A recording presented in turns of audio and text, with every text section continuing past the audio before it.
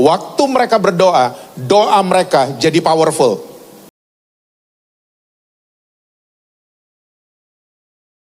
Apapun saudara berada, happy Sunday. Saudara masih percaya Yesus? Masih baca Alkitab? Jangan sampai enggak itu ya. Oke, kalau saudara senang judul khotbah saya pagi hari ini adalah People Connection. Cara membangun hubungan. Yuk kita lihat Matius 18 ayat yang ke-18 sampai dengan ayat yang ke-20. Matius 18 ayat 18 sampai 20, Alkitab catat begini. Aku berkata kepadamu, sesungguhnya apa yang kamu ikat di dunia ini akan terikat di sorga, dan apa yang kamu lepaskan di dunia ini akan terlepas di sorga. Dan lagi aku berkata kepadamu, jika dua orang daripadamu di dunia ini sepakat meminta apapun juga, permintaan mereka itu akan dikabulkan oleh Bapakku yang di surga. Sebab di mana 2 atau 3 orang berkumpul dalam namaku, di situ aku ada di tengah-tengah mereka. Saya percaya semua saudara sudah tahu ayat-ayat ini. Karena ayat-ayat ini cukup terkenal di kebaktian-kebaktian yang sepi pengunjung. Kalau kebaktian udah gak ada yang datang, biasanya yang di depan mulai ngutip ayat ini. 2-3 orang berkumpul, Tuhan hadir sama-sama dengan kita. Betul. Tapi begini, kita kalau baca Alkitab, kita harus lihat konteksnya. Yesus lagi bicara sama siapa? Yesus lagi bicara sebelum dia disalib atau sesudah dia disalib.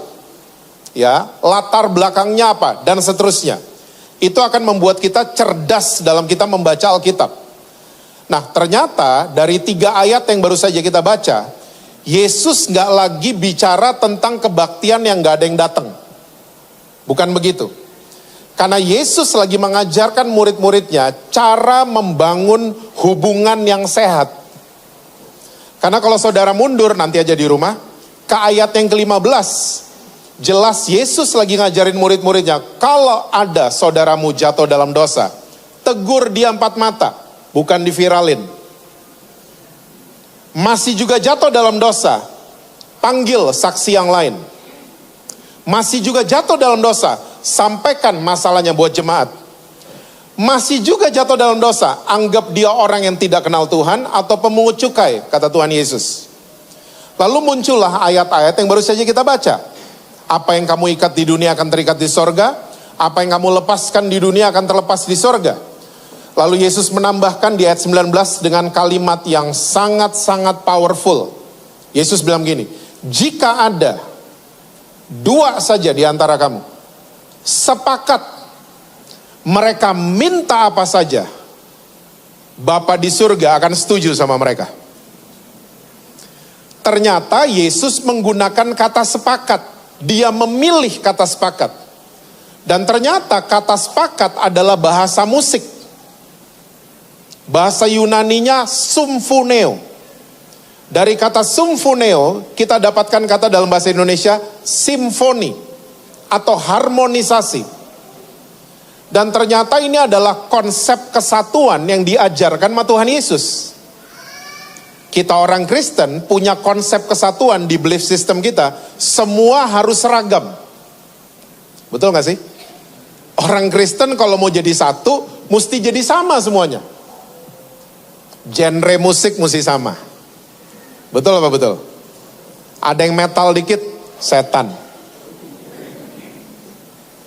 Dandanan mesti sama. Bahasa roh mesti sama. Semua mesti sama. Jadi kita berpikir turun-temurun, kesatuan itu adalah keseragaman. Ternyata enggak. Yang Yesus ajarkan karena dia menggunakan bahasa musik. Saudara pernah lihat enggak grup band? Ya, grup band, pemain gitar iri sama pemain drum. Pernah lihat? Pemain gitar gitu, sialan dia main drum. Gak ada grup band kayak gitu.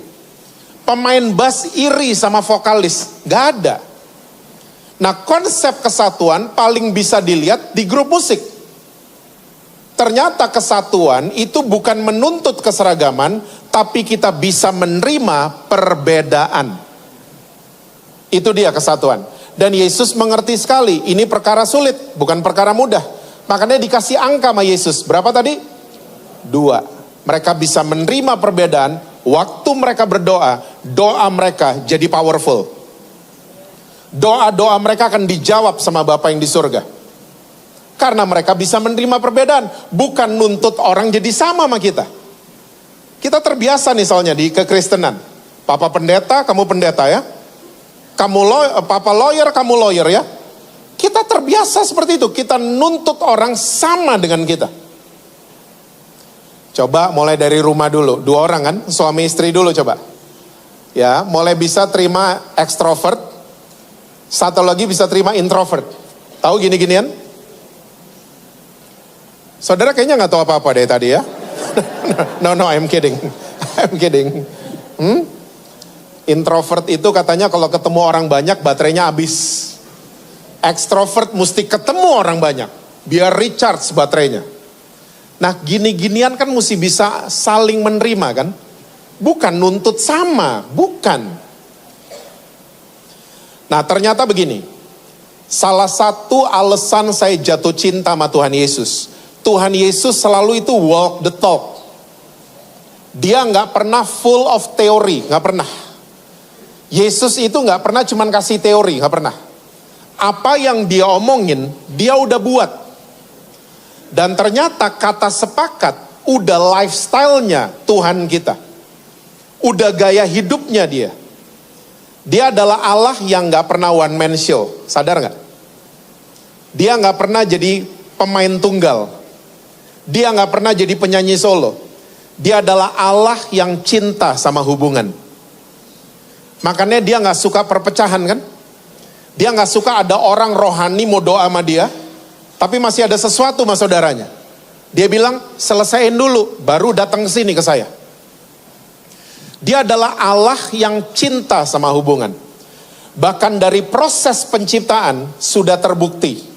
Dia adalah Allah yang nggak pernah one man show. Yuk kita lihat Kejadian 1 ayat yang ke-26. Kejadian 1 ayat yang ke-26. Berfirmanlah Allah, baiklah siapa saudara? Kita menjadikan manusia menurut gambar dan rupa kita, supaya mereka berkuasa atas ikan-ikan di laut dan burung-burung di udara, dan atas ternak, dan atas seluruh bumi, dan atas segala binatang melata yang merayap di bumi. Pertama kali Tuhan represent dirinya, dia gunakan kata kita. Anak SD juga sudah tahu, kalau dengar kata kita berarti lebih dari. Dan kita orang Kristen kalau dengar kata kita langsung tahu di dalamnya ada siapa aja. Bapa, Anak, Roh Kudus. Membentuk satu kesatuan namanya Tuhan. Makanya saya bilang dari tadi, ini udah lifestyle-nya Tuhan kita dari proses penciptaan. Nah sekarang, waktu lagi proses penciptaan, kita semua tahu, ada malaikat dibuang dari surga. Siapa namanya? Lucifer. Kasus Lucifer ada di Yesaya 14 dan Yehezkiel 24. Di kitab Yesaya 14, dalam beberapa ayat saja, kata aku itu muncul beberapa kali. Aku hendak naik ke tempat yang maha tinggi. Aku hendak menyamakan bintang-bintang di langit. Lagi proses penciptaan. Tuhan sebut dirinya kita, iblis sebut dirinya aku. Tuhan sangat berpusat sama hubungan, iblis berpusat sama diri sendiri. Tuhan sangat community sentris, iblis sangat ego sentris. Dan iblis lagi kerja keras sampai lembur hari ini. Untuk membuat banyak ciptaan Tuhan ikutin gaya hidupnya dia. Iblis gak apa-apa lagi, lihat saudara ke gereja, iblis gak takut sama saudara. Iblis lihat saudara baca Alkitab, pelayanan, iblis gak takut, iblis gak apa-apa lihat gini-ginian. Tapi yang iblis mau buat dari saudara dan saya, ikutin lifestyle-nya dia. Ego sentris. mentingin diri sendiri. Alkitab Perjanjian Baru sudah catat, salah satu gejala manusia di akhir zaman, nomor satunya adalah mentingin diri sendiri. Sepanjang 2024, di FYP saya ada dua kata yang sering lewat. NPD sama gaslighting. Sering lewat juga? Pakai sosial media? Udah download? Paling sering dua kata ini, NPD sama gaslighting. NPD itu singkatan, Narcissistic Personality Disorder. Dan ini adalah penyakit yang mengganggu jiwa manusia. Karena sakit hati. NPD.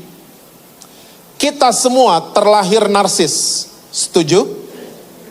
Setuju ya? Saudara kalau ngaca narsis semua kan? Muji-muji rambut sendiri kan? Muji-muji baju saudara sendiri kan? Itu oke. Yang nggak boleh adalah disordernya. Kalau keluar rumah masih minta bintang dari orang-orang, ya saudara bukan Grab driver kan? Tolong bintangnya dong ya, enggak kan? Tuhan sudah menciptakan saudara dan saya sebagai bintang, ya kan? Kita ini semua bintang. Orang NPD masih mau nambah bintang yang lain. Dia mau jadi bintang selalu di ruangan. Dia selalu mau jadi bintang di sebuah komunitas. Dia yang mau dianggap selalu. Dia memberi, baik sih, ya. Tapi ujung-ujungnya dia minta validasi. Saya udah gini, saya udah gitu, dan lain sebagainya. Narcissistic Personality Disorder. Saya suka kasihan kalau ada suami atau istri yang salah satunya NPD.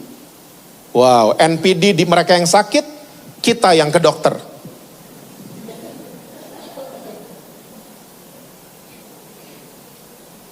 Salah satu prakteknya mereka adalah gaslighting, memutar balik fakta.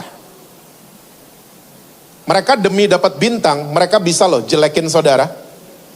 Muter balik, oh ada yang yes nih udah nih. Relate kayaknya kita ya. Mereka bersedia jual informasi buat saudara, tentang saudara, demi diterima sama sebuah kumpulan. Demi dia dapat panggung, dapat spotlight, dan lain sebagainya. Gaslighting. Salah satu praktek gaslighting yang paling terkenal hari ini adalah kata tapi. Saudara tahu arti kata tapi? Membatalkan kalimat sebelum. Kata tapi itu paling sering muncul di acara idol. Kalau penyanyinya baru selesai nyanyi, jurinya ngomong gini, kamu bagus tapi, berarti gak bagus. Tapi membatalkan kalimat sebelum kan? Dia ganteng tapi gak ganteng berarti. Saya 10 tahun belakangan suka ketemu sama suami atau istri yang salah satunya selingkuh. Ya, suami nih, minta maaf, tapi pakai kata tapi. Berarti, dia lagi gak minta maaf kan?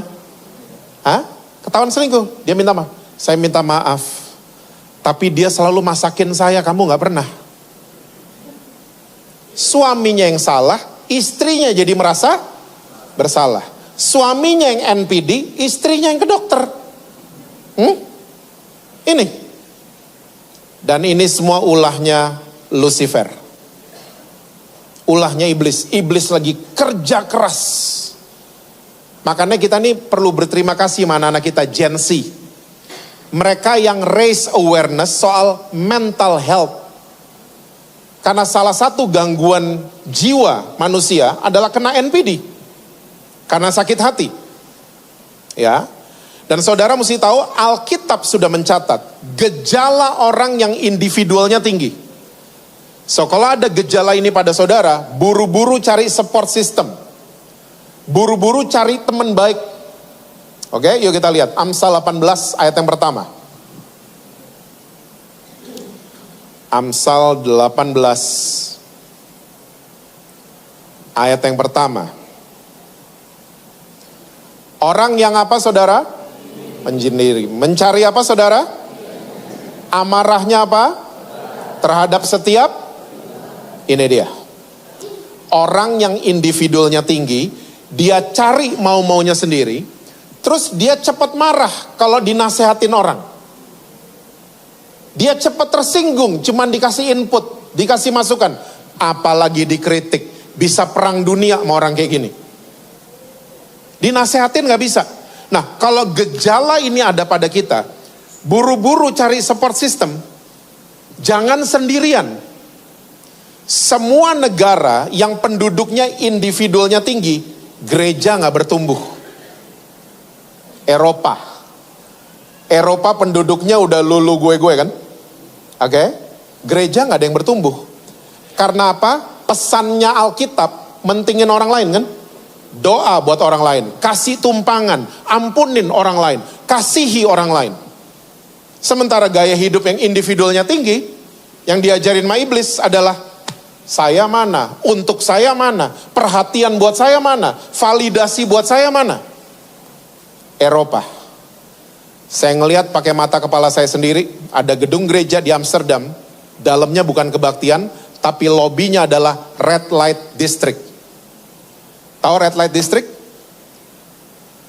Saudara emang gak tahu apa-apa loh dari tadi, ha? Itu tempat prostitusi di Belanda. Lewatin lobi gereja itu.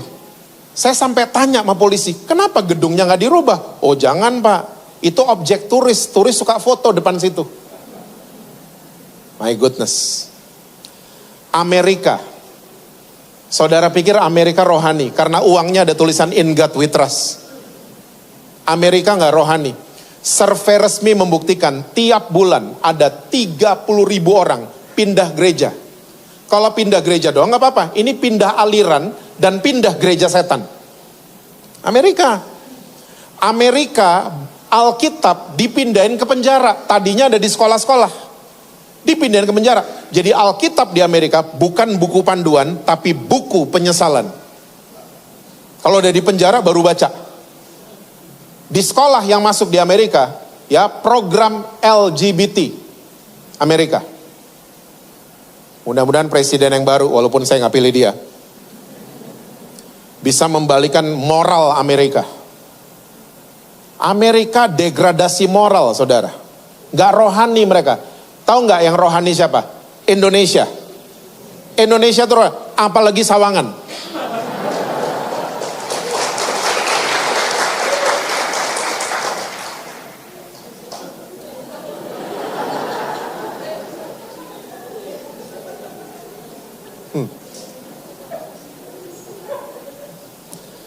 Orang yang lulu gue, dia cari maunya sendiri. Ini gejala orang yang individualnya tinggi. Dan saudara mesti tahu, salah satu roh yang lagi kuat bergerak hari ini, namanya adalah roh Kain. Saudara tahu Kain? Bukan yang nempel di badan saudara, bukan. Kain ini kakaknya Habel. Yuk kita lihat. Yudas yang pertama, ayat yang ke-11. Yudas cuma satu pasal, saudara. Dia lagi membahas tentang hukuman atas guru-guru palsu. Yudas lagi berbicara tentang akhir zaman. Celakalah mereka karena mereka mengikuti jalan yang ditempuh Kain, dan karena mereka oleh sebab upah menceburkan diri ke dalam kesesatan Bileam, dan mereka binasa karena kedurhakaan seperti Korah. Ada 3 nama yang disebut sama Yudas: Kain, Bileam, Korah. Bileam sama Korah disebut salahnya sama Yudas. Bileam itu kesesatan dalam hal upah atau uang. Korah itu rebellion, pemberontakan. Tapi Kain agak-agak abu-abu di Alkitab bahasa Indonesia. Disebut sama Yudas. Nah kalau saudara pelajari dari bahasa Inggris, dari literatur, dari bahasa asli, ternyata maksudnya Yudas itu begini. Celaka mereka yang ikutin lifestyle-nya Kain. Itu maksudnya Yudas. Gaya hidupnya Kain. Nah gaya hidupnya Kain itu seperti apa sih? Cerita Kain di Alkitab cuman ada di Kejadian 4. Judulnya Kain dan Habel. Saya kasih highlight ya buat saudara. Itu katanya hari itu kakak beradik mempersembahkan korban bakaran. Habel dari peternakan, Kain dari pertanian. Menurut guru-guru sekolah minggu, asapnya Habel lurus ke atas, asapnya Kain belak-belok. Boleh kasih tepuk tangan buat guru-guru sekolah minggu?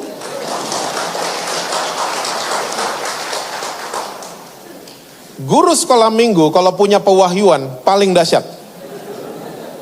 Itu asap belak-belok nggak ada di Kejadian 4. Guru sekolah minggu tuh pewahyuannya, itu nancep tapi di kepala saya.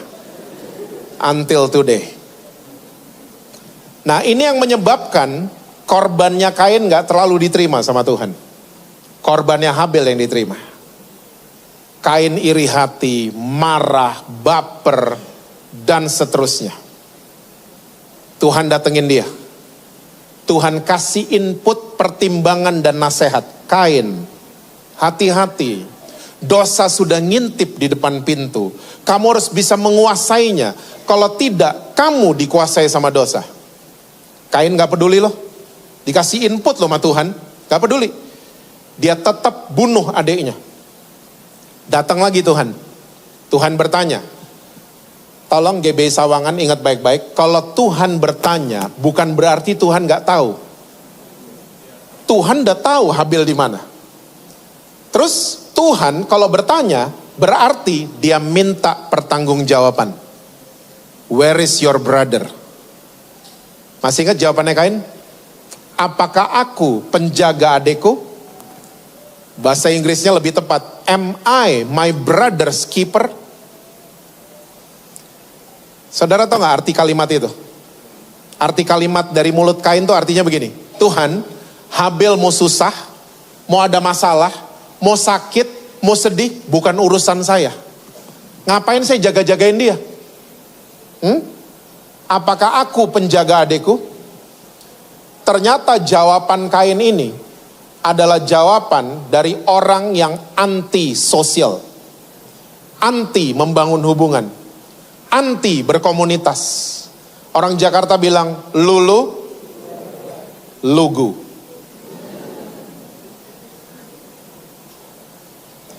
Hukuman Tuhan buat Kain mengerikan. Tuhan bilang gini, oke, Kain. Mulai hari ini kamu akan jadi pengembara dan pelarian seumur hidupmu. Saya dulu waktu baca pertama kali saya mikirnya gini, Kain enak banget dihukum Tuhan suruh traveling seumur hidup. Saya dulu mikirnya begitu.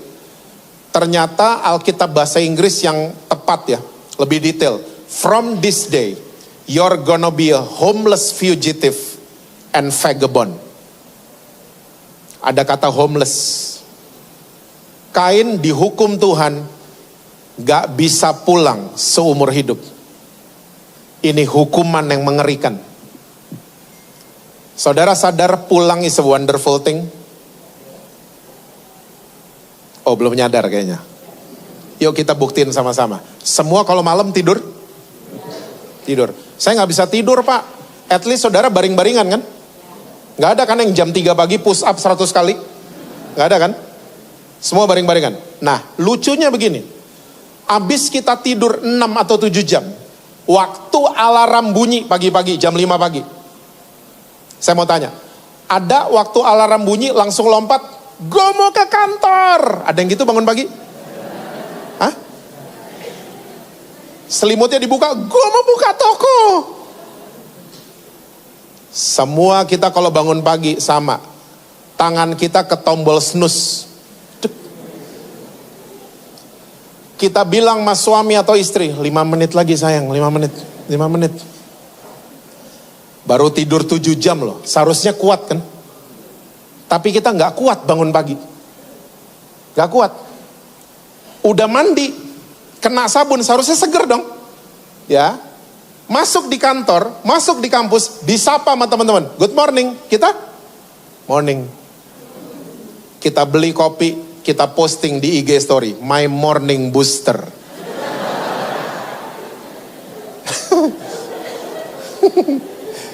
Kita perlu di booster tiap pagi.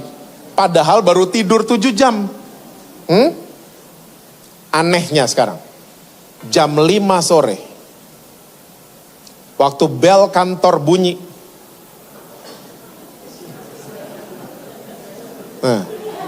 Nah. Seharusnya capek kan? Baru kerja seharian, meeting seharian, pusing mungkin karena ada klien gak bayar-bayar. Seharusnya capek. Tapi anehnya jam 5 sore semua punya energi berlebihan. Gak langsung pulang kan? Lo kemana? Gue ke PIM dulu. Gue ke Citos dulu. Gue cool dulu. Gue latihan musik dulu. Ternyata waktu pulang kita punya energi berlebihan. Tanpa kita sadari, pulang is a wonderful thing. Tanpa kita sadari.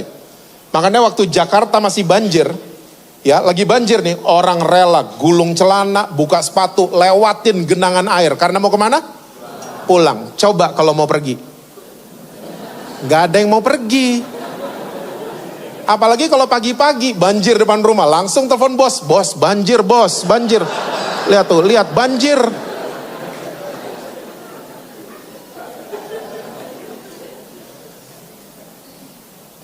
Ada kuasa dalam pulang. Nggak ada kuasa dalam pergi. Makanya cerita pulang di Alkitab heboh semua. Esau dan Yakub waktu damai pulang, Ishak pesta. Anak yang hilang, Lukas 15. Waktu dia pulang, pesta pora bapaknya. Pulang is a wonderful thing. Kain dihukum Tuhan, gak bisa pulang seumur hidupnya. Ingat, home is a person, house is a building. Makanya saya suka kasihan tadi saya bilang, sama yang punya pasangan NPD. Ya, masuk house, bahasa Indonesia susah soalnya, sama dua-duanya rumah. Masuk house tapi gak ngerasa home. Karena orang-orangnya. Home is a person. House is a building. Kalau Tuhan ngomong soal membangun hubungan, Tuhan sangat bertanggung jawab. Saudara dikasih komunitas, gak dibiarin sendiri kan. Tuhan bertanggung jawab. Tuhan kasih saudara komunitas namanya ERC Sawangan. Dikasih, saudara pikir saudara di sini kebetulan? Enggak, Tuhan yang suruh saudara ke sini. Dan saya bisa pastikan, ERC Sawangan adalah komunitas yang sehat.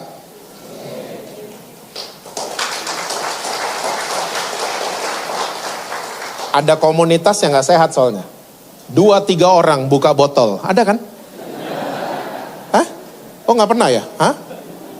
2-3 orang buka taruhan, ada kan komunitas-komunitas kayak gitu? Saya pastikan GBI Sawangan adalah komunitas yang sehat. Saudara ada di sini karena Tuhan bertanggung jawab sama saudara.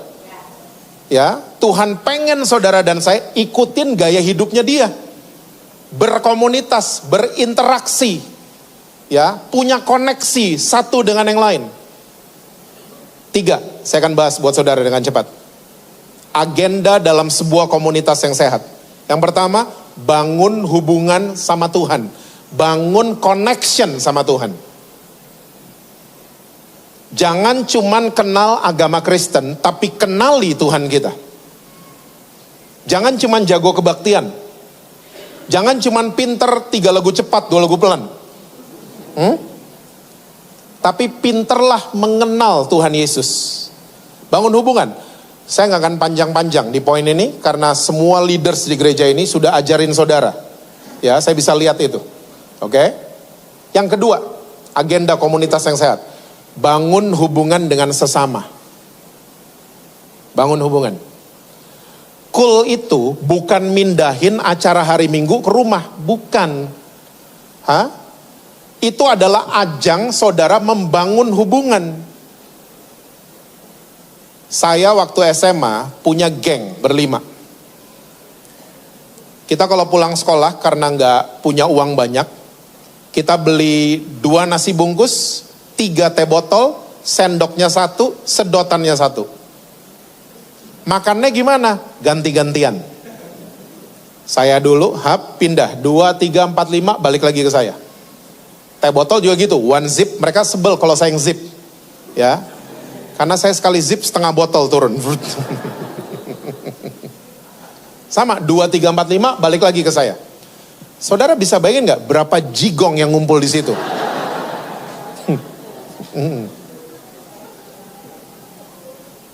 Tapi kita berlima.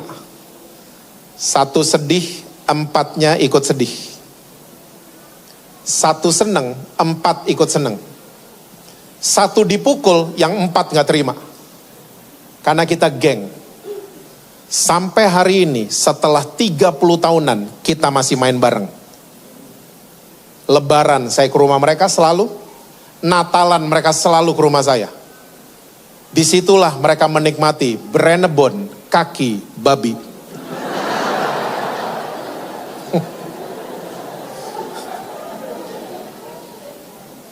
Hukumnya kalau nggak tahu nggak apa-apa kan. Ini kayaknya belaga nggak tahu kayaknya. Udah 30 tahunan soalnya. Pak, emang nggak pernah berantem Pak? Berantem. Beda pendapat, beda pendapat. Beda pilpres banget. Tapi kita bisa menyelesaikan dengan baik. Orang Kristen, kita lemah di ginian. Lemah. Ribut sama gembala, pindah gereja. Gereja baru, ribut sama WL, pindah gereja. Gereja baru, ribut sama tukang parkir, pindah gereja lagi. Akhirnya hidup kita lari dan mengembara kayak Kain. Antisosial. Dan Alkitab catat celaka mereka yang ikutin gaya hidupnya Kain. Karena Tuhan mau saudara dan saya ikutin gaya hidupnya dia. Mahir in people connection. Cell group kalau nggak bisa cool, nggak bisa di rumah saudara, cari tempat lain. Hah? Tempat ngopi kek, tempat pisang goreng kek. Bukan masalah makanannya, mahal atau murah, bukan. Yang penting ada pisang dan kopi, beres. Hah? Mulut terbuka, hati terbuka biasanya. Bangun hubungan. Saudara tahu nggak, ketulusan hari ini tereliminasi dari hubungan. Banyak orang sekarang berhubungan karena kepentingan. Ketulusan mulai hilang. Makanya kalau saudara lagi mengalami downsize, ya saudara ngerasa saya kehilangan teman-teman. Enggak, Tuhan yang buat downsize. Yesus saja cuma ber-12 kan, ditinggalin sama yang lain kan. Akhirnya downsize, dan 12 ini maksimal. Enggak sih, 1 bunuh diri. 1 hampir unfollow, udah mute Yesus kan. Petrus. Ketulusan mulai hilang di mana-mana. Kata politik masuk dalam tubuh Kristus. Sawangan enggak. Tahu kata politik?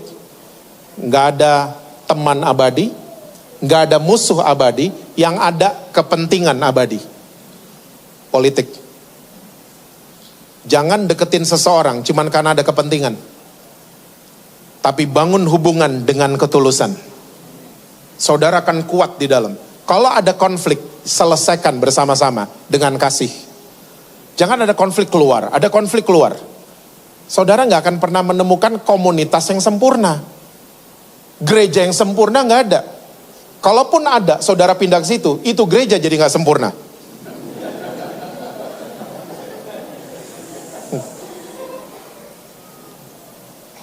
Bangun hubungan.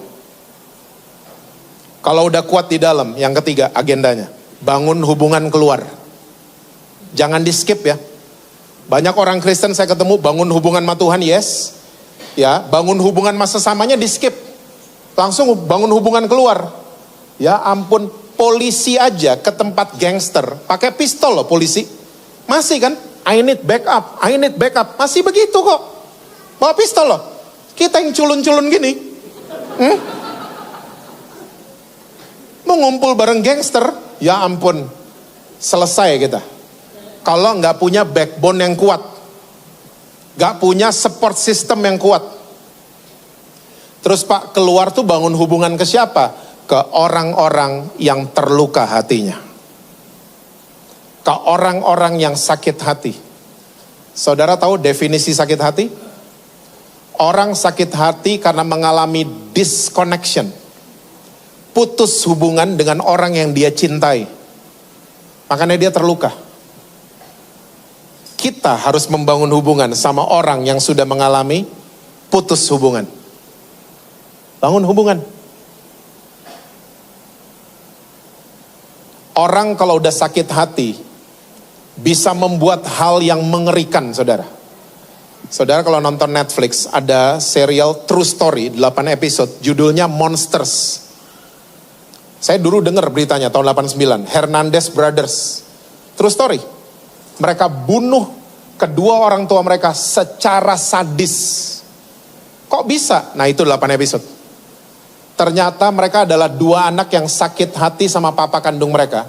Karena mereka di-abuse verbal, fisik, dan seks sama papa kandung mereka. Jadi monster dua-duanya. Sakit hati mengerikan. Makanya saya mengaminkan penyanyi dangdut itu. Lebih baik sakit gigi daripada sakit hati. Ngeri, sakit hati itu ngeri loh. Sakit paling parah di dunia itu sakit hati. Bukan cancer, bukan apa, bukan. Sakit hati. Saya sebelum pandemi ketemu sama calon transgender. Sebelum pandemi. Saya membangun hubungan sama dia. Bukan pacaran ya, tolong. Tolong diingat baik-baik.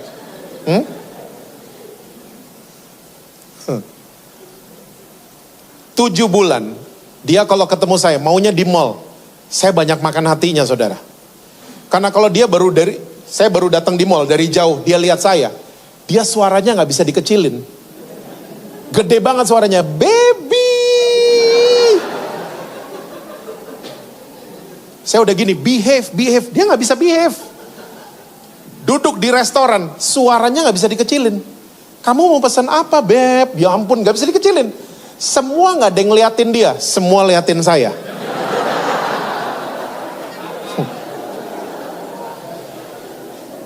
Makan hati. Dan tiap makan di restoran, saya yang bayar.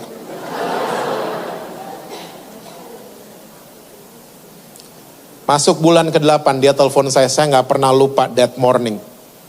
Dia telepon saya, dia bilang gini, Jess, gue sadar, gue pria normal yang diciptakan oleh Tuhan Yesus. Dia tiba-tiba minta dibeliin Alkitab. Ada itu di handphone, ada. Gak mau, maunya yang manual.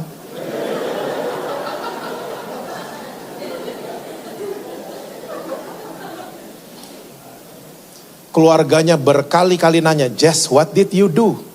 What did you say to him? Ayat apa yang kamu share sama dia? Enggak, gak ada. Terus kalau duduk-duduk makan, apa yang diomongin? Dua Lipa. Oh gak ada yang tahu Dua Lipa ya? Bruno Mars, itu yang diomongin. Musik-musiknya dia, fashion-fashionnya dia, itu yang diomongin. Ternyata 7 bulan dia ngerasa ada orang yang terima dia. Ini merubah metode konseling saya, berubah total. Hari ini saya kalau konseling orang, gak lagi nguruin orang. Hari ini baca Lukas 7 ya. Besok kita belajar lagu gereja baru, gak lagi gitu-gituin orang. Saya sekarang kalau konselingin orang, hanya pendampingan. Didampingi ini orang. Kalau dia bertanya, baru saya jawab. Dia tanya ayat, baru saya jawab. Kita tukeran POV, point of view. Ternyata ketuker nih. Minta Alkitab, manual. Bacanya lucu kalau baca. Lentik jarinya. Nuh telenji ya. Mirip ya gue.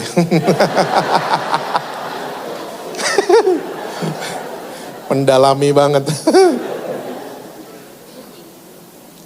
Dia berubah. Dia mau ikut pemuritan. Dia minta dibaptis. Wignya dibuka, bulu mata dilepas. Ganteng ternyata. Ternyata dia adalah produk sakit hati.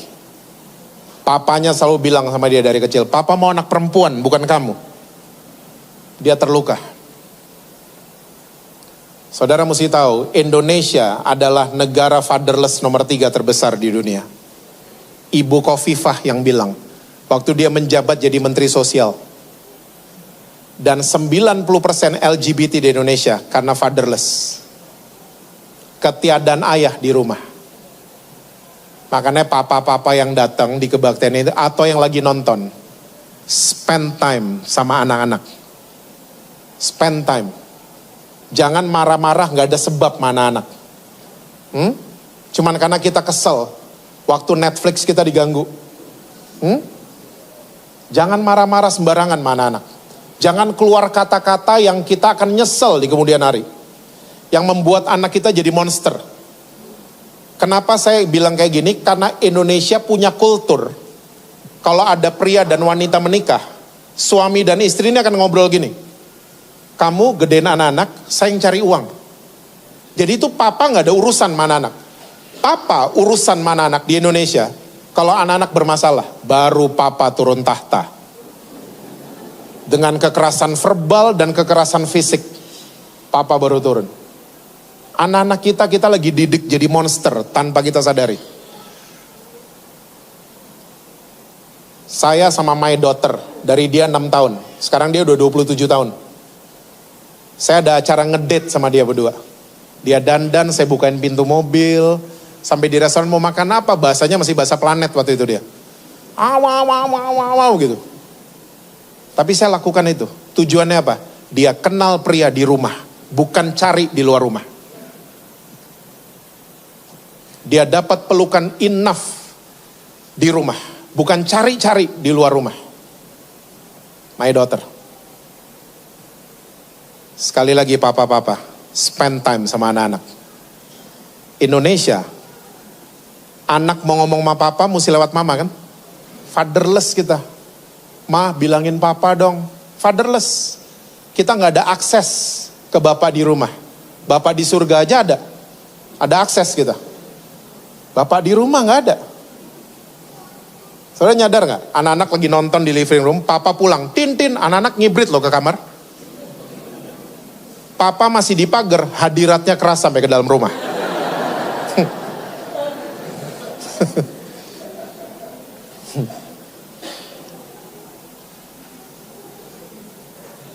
Orang tua harus mahir juga membangun hubungan sama anak-anak kita. Karena generasinya udah beda. Kalau ada perbedaan, terima dong perbedaan. Tahu nggak kata pamungkas orang-orang tua? Hah? Waktu Dedi seumur kamu, kok belaga gak tahu? Kita sering kan ngomong kayak gitu. Hah? Anak-anak diomongin kayak gitu, anak-anak mikirnya gini, ya beda lah Dad.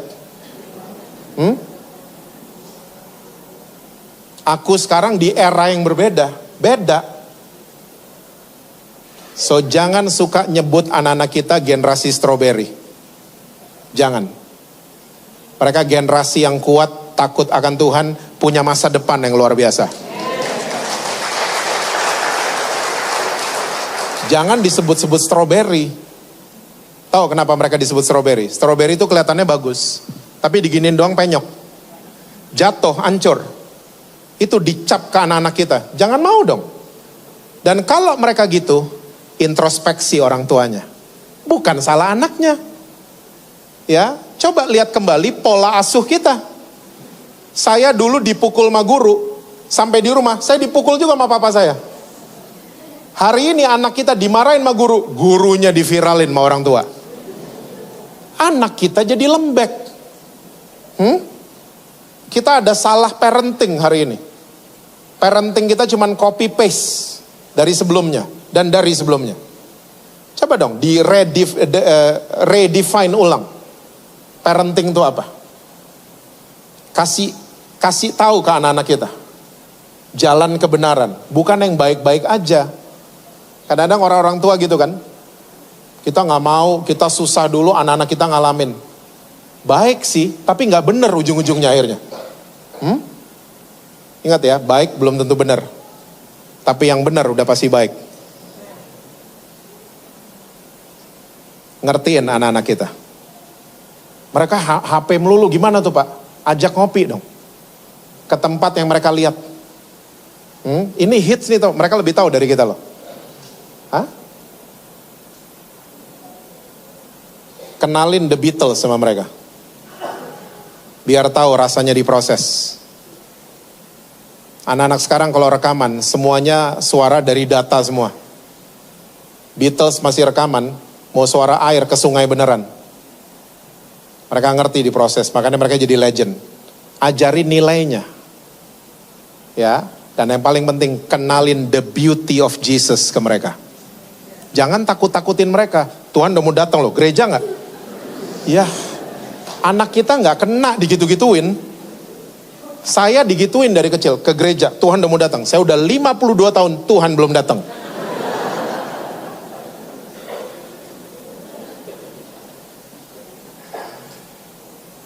Deketin anak-anak saudara, bangun hubungan. Saya percaya waktu saudara mulai mahir dalam menerima perbedaan, doa-doa kita akan dijawab sama surga loh. Hah? Kalau kita nuntut orang untuk sama kita, doa kita jadi powerless. Mulai mahir dalam people connection. Karena Tuhan selalu mau membangun hubungan dengan saudara dan saya. Mahal ya Pak? Yes. Ya, Tuhan bangun hubungan, bayarnya pakai darah dan nyawanya sendiri. Demi hubungan sama saudara dan saya. So kita harus jadi mahir in people connection. Amin saudara? Banyak doa akan dijawab sama surga. Tuhan berkati saudara-saudara semua. Selalu sukses, harmonis di rumah, rekening bank selalu penuh buat saudara.